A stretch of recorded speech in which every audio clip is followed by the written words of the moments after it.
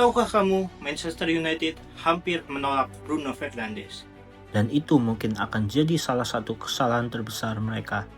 Dan dari situlah cerita ini dimulai. Karena sebelum jadi Kapten United, Bruno cuma pemain Portugal yang dianggap terlalu beresiko. Man United sebenarnya sudah memantau Bruno sejak 2019.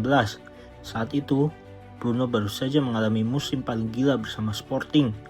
32 gol, 18 assist dari posisi gelandang. Tottenham sempat paling dekat. Pochettino sangat menginginkan Bruno, tapi Spurs terus mencoba menurunkan harga. Sporting meminta sekitar 70 juta euro, dan Spurs mundur. Man City juga sempat tertarik. Pep Guardiola suka kreativitas Bruno. He's an exceptional player. Tapi City akhirnya memilih fokus ke target lain. Dan saat United akhirnya masuk, mereka justru masih ragu. Karena Scott United merasa Bruno terlalu chaos, terlalu agresif, terlalu sering kehilangan bola. Makanya transfer ini berjalan sangat lama.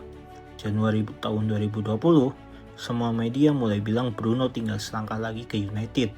Tapi dealnya terus mundur, sampai akhirnya Man United benar-benar membayar sekitar 55 juta euro plus bonus. Dan jujur, itu mungkin salah satu transfer paling penting di era post-Ferguson. Karena hanya dalam beberapa minggu, United langsung berubah. Tim yang sebelumnya nggak punya arah, akhirnya punya pusat permainan. Dan lucunya, hal-hal yang dulu diragukan dari Bruno justru jadi alasan fans United mencintainya. Dia terlalu berani untuk main aman, terlalu emosional untuk pura-pura nggak peduli, dan terlalu obsesif untuk menyerah.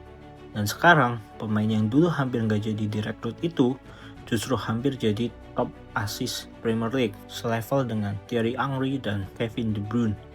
Dan mungkin Man United akhirnya sadar, kadang pemain terbaik memang datang dari transfer yang paling diragukan. Dan pertanyaannya adalah, mampukah Bruno Fernandes meraih 21 assist dalam semusim melawan Brighton akhir pekan nanti? Tulis di kolom komen.